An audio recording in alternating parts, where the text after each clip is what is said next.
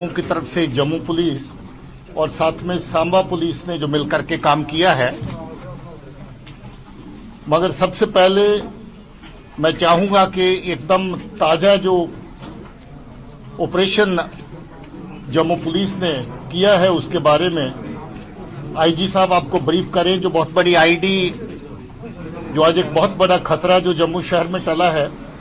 उसके बारे में आईजी साहब जिक्र करें। बाकी दो ऑपरेशंस का जिक्र मैं इसके बाद में करूंगा। आईजी जम्मू। हम हाई अलर्ट पे थे। जनरल इंटेलिजेंस इनपुट्स थी कि पुलवामा ब्लास्ट की जो एनिवर्सरी है उसके मौके पे टेरर ग्रुप्स एक और बड़ा धमाका करना चाह रहे थे, और इस बार जो धमाका है वो जम्मू शहर में होना था। इस इंफॉर्मेशन की बुनियाद पे हर इम्पोर्टेंट लोकेशन पे हमारी हाई अलर्ट थी, हर नाके को अलर्ट किया गया था। और कल रात दौराने चेकिंग और गश्त हमने एक सुहेल नाम के लड़के को गिरफ्तार किया, जो सस्पिशियस कंडीशन में वहां पे घूम रहा था। उसके हाथ में एक बैग थी, और जब उससे पूछताछ हुई तो बैग से तकरीबन 6-6.5 किलो की एक बहुत बड़ी आईडी बरामद हुई, जो एक्टिवेटेड नहीं थी।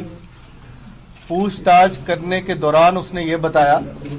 कि वो नर्सिंग कॉलेज का स्टूडेंट है और चंडीगढ़ में पढ़ाई करता है, और उसको पाकिस्तान से अल बदर तंजीम के हुक्मरान के जरिए मैसेज आया था कि उसको यहाँ पे एक आईडी प्लेस करनी है, और वो इस आईडी को उसने 3-4 टारगेट्स दिए थे प्लेस करने के लिए, जिसमें रघुनाथ मंदिर, बस स्टैंड, रेलवे स्टेशन और लखदाता बाजार जो ज्वेलर्स की शॉप्स है जहां पे, उनमें से किसी एक लोकेशन पे उसने आईडी रखना था। पूछताछ के दौरान उसने और भी बताया कि इस आईडी को रखने के बाद उसने एक फ्लाइट लेना था श्रीनगर के लिए, और फ्लाइट लेके श्रीनगर पहुंचना था, जहां पे अथर शकील खान नाम का एक आदमी जो अलबदर तंजीम का ओवरग्राउंड वर्कर है, काफी हाई रैंकिंग ओवरग्राउंड वर्कर है, उसने इसको रिसीव करना था, और उसके बाद ये एक्टिव हो जाता तंजीम के साथ। तो ये इसकी प्लान थी। इस काम की जानकारी चंडीगढ़ में एक और लड़के के पास थी जिसका नाम काजी वसीम है, उसको भी चंडीगढ़ से पिक कर लिया गया है और उसकी गिरफ्तारी हो जाएगी। साथ ही साथ एक और साथी इनकी तंजीम से जुड़ा हुआ है जिसका नाम आबिद नबी है, उसको भी गिरफ्तार किया गया है। तो इस गिरफ्तारी से और इस आईडी की रिकवरी से, ये तकरीबन 6-6.5 किलो की आईडी है। अगर इसमें आरडीएक्स होगा, अभी इसकी पूरी जांच की जाएगी बॉम्ब डिस्पोजल स्क्वाड के द्वारा, तो ये बहुत बड़ा धमाका हो सकता था, काफी जानो माल के नुकसान हो सकती थी, जिसको कि जम्मू पुलिस ने अवॉइड कर लिया है। साथ ही साथ कल देर रात की गश्त में सांबा के इलाके में झांग एरिया है, जो कि रामनगर पुलिस स्टेशन के अंदर आता है, रामगढ़ पुलिस स्टेशन के अंदर आता है सांबा में। वहां जो गश्ती दल थे उसने 6 पिस्तौल और 15 छोटी आईडीज ये रिकवर किए। इसके अलावा जो है पिस्टल्स की एम्युनिशंस है। इस पे तफ्तीश जारी है, और इसके जो बैकवर्ड फॉरवर्ड लिंकेजेस पे हम काम कर रहे हैं। जम्मू और सांबा पुलिस को कॉम्प्लीमेंट करते हुए और इनके सीनियर लीडर्स को कॉम्प्लीमेंट करते हुए बाकी दो इंपॉर्टेंट ऑपरेशंस की जानकारी आपको देना चाहता हूं। आपको याद होगा कि पाकिस्तान स्पॉन्सर्ड जो टेररिज्म है उसको वो नए नए चेहरे प्रदान करने की कोशिश में हमेशा रहते थे, और पिछले कुछ अरसे में 1-2 ग्रुप ऐसे नए फ्लोट किए गए जिनके जरिए से जैश ए मोहम्मद, जो कि पाकिस्तान का टेररिस्ट आउटफिट है, लश्कर तौयबा जो कि पाकिस्तान का टेररिस्ट आउटफिट है, वहां की सरजमीन से काम करता है, उस आउटफिट को लोकल कश्मीरी नाम देने के लिए इनकी की हुई आतंकी कार्रवाइयों को, दहशतवादी की कार्रवाइयों को लोकल नाम देने के लिए जहां पर नए आउटफिट जो है वो खड़े किए गए, उसमें टीआरएफ के नाम से एक आउटफिट आया, द रेजिस्टेंस फ्रंट, जो लश्कर तौबा का एक फ्रंट है, लोकल नाम है। जितनी कार्रवाइयां लश्कर तौबा पिछले अरसे से कर रहा है वो वो टीआरएफ के नाम पे जहां पर ओन की जाती थी। उसके अलावा जैश ए मोहम्मद, जो दूसरा ड्रग टेररिस्ट आउटफिट है पाकिस्तान का, उन्होंने नए नए जहां पर ग्रुप खड़े करने की कोशिश की, जिसमें एक ग्रुप हाल ही में अगस्त 20 से एक्टिव हुआ लश्कर मुस्तफा के नाम से। इनकी ट्रैकिंग कश्मीर की तरफ से काफी लंबे अरसे से दोनों नए खड़े हुए ग्रुप्स की लीडरशिप की जा रही थी, और कश्मीर की पुलिस, खासतौर पे अनंतनाग की पुलिस ने जम्मू पुलिस के साथ मिलकर के इन दोनों ग्रुप्स की लीडरशिप को बेनकाब किया, और दोनों के चीफ कमांडर जो हैं उनको पकड़ लिया गया है। उनमें से एक जो चीफ कमांडर है, इसका हदैतुल्लाह मलिक नाम है। हदैतुल्लाह मलिक जैश का, जैसे मैंने कहा कि जो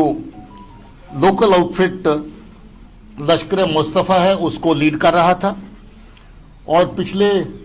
काफी अरसे से वो एक्टिव था मिलिटेंसी रिलेटेड कार्रवाइयों में। काफी लंबा अरसा ओजीडब्ल्यू का काम करता रहा, और उसके बाद एक्टिव मिलिटेंट बन के जैश के साथ, जैश के डायरेक्शन के ऊपर उसने नया एक आउटफिट तैयार किया। वो आउटफिट तैयार करने के बाद साउथ कश्मीर के एरिया में आतंकी कार्रवाइयां अलग अलग तरह की करता रहा, और अभी इस ताक में था कि जम्मू के इस एरिया के अंदर अपना हाइड आउट, अपना अड्डा तैयार किया जाए, ताकि आतंकी कार्रवाइयां कश्मीर के साथ साथ जम्मू के एरिया में भी की जा सके। और उसके अलावा पाकिस्तान से जो हथियार अलग अलग जरिए से आते हैं, चाहे वो बॉर्डर से किसी मिलिटेंट्स के थ्रू आए, जो टनल्स खोदी गई उसके थ्रू भेजे, जहां फिर ड्रोन्स के जरिए से जो वेपन फेंके जाते थे उनको रिसीव करने का एक नेटवर्क जहां पर बनाया जाए, और फिर उनको ट्रांसपोर्ट करके कश्मीर भी भेजा जाए। इसके साथ इसने एक और नेटवर्क खड़ा किया था, जो पंजाब के साथ मिलकर जो इसके साथी हैं उनके जरिए से बिहार से वेपन मंगवाने का नेटवर्क खड़ा किया था, और बिहार से अभी तक 7 से ज्यादा पिस्टल जो हैं वो लाए जा चुके हैं, और अलग अलग आतंकी कार्रवाइयों के लिए उनको आगे तकसीम किया गया। उसके अलावा एक नेटवर्क ऐसा भी बनाया जिसमें कुछ लड़के पंजाब में, कश्मीर बेस्ड लड़के जो पंजाब में अलग अलग जगह पे पढ़ते हैं, उनको शामिल किया गया, और जब जब उनकी जरूरत पड़ती है किसी कार्रवाई के लिए जम्मू में या कश्मीर में या बाहर से वेपन को ट्रांसपोर्ट करने के लिए उनका इस्तेमाल किया गया। जैसे ये आईडी वाले केस में आपने देखा कि ये भी लड़का पंजाब में पढ़ रहा था, इसके साथी भी 1-2 पंजाब में बेस बना के काम कर रहे थे, उन्हीं को इस्तेमाल करके छपरा बिहार से जो 7 पिस्टल लाए गए वो इसमें उसका खुलासा हुआ है। इसके अलावा आपको याद होगा कि 2018 में बहुत सारी आतंकी कार्रवाइयों में जैश ए मोहम्मद शामिल था। बहुत सारे दहशतगर्द पाकिस्तान की तरफ से एक टनल के जरिए से जहां पर आते थे, और उस टनल के जरिए से जो आतंकी आते थे उनको रिसीव करने के लिए आशिक नेंगरू नाम का कश्मीरी दहशतगर्द आता था, ये उसका एसोसिएट रहा। और किसी एक स्टेज के ऊपर आशिक नेंगरू को दिसंबर 19 के आसपास उसको जहां से टनल के जरिए से परिवार के समेत, जिस टनल से आतंकवादियों को लाया जाता था उसी टनल से परिवार समेत उसको निकाल के पाकिस्तान भेजा गया। आशिक नेंगरू अभी पाकिस्तान से पाकिस्तानी एजेंसियों के इशारे पर दहशतगर्दी को डायरेक्शन दे रहा है और दहशतगर्दी की लॉजिस्टिक और बाकी इंतजाम कर रहा है। इसके साथ साथ इस आतंकी को जो पाकिस्तान में हैंडल करने वाला आदमी है, जिसको अलियास डॉक्टर के नाम से जानते हैं, उसके कहने पर ये बंदा दिल्ली भी जाता है, और दिल्ली में जाकर के हमारे एनएसए साहब अजीत डोभाल साहब के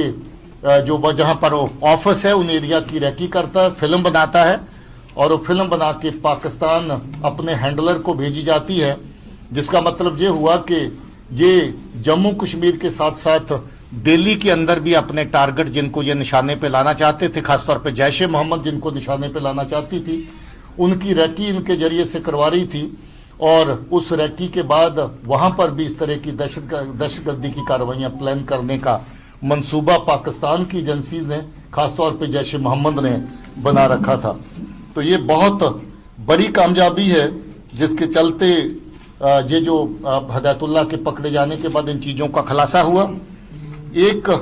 बैंक लूटा गया था नवंबर 20 में शोपियां के एरिया में, 60 लाख रुपए बैंक की कैश वैन जा रही थी, उसको रोक करके उससे कैश लूट लिया गया था। उसमें भी ये तंकी इसके साथ जो शामिल थे वो आइडेंटिफाई हुए हैं और इसने माना है कि बैंक कैश की लूटिंग में इसी का हाथ था।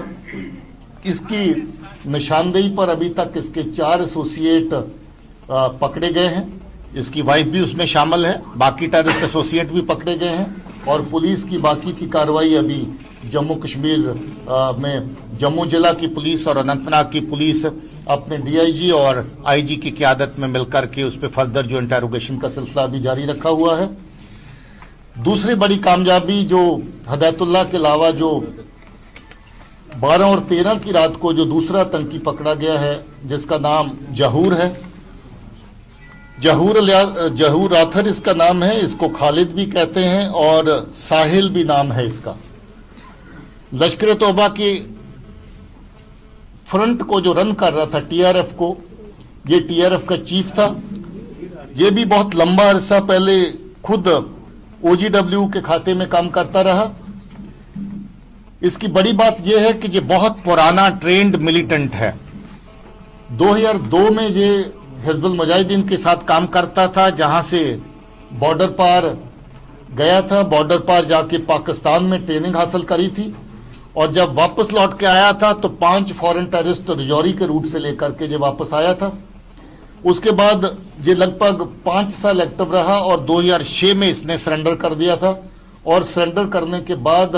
ये आराम से बैठा था, मगर इसकी एक्टिवेशन 2019 के अंदर दोबारा होगी और 2019 के अंदर जो इसके हैंडलर पाकिस्तान में बैठे जो जानते थे इसका पोटेंशियल क्या है,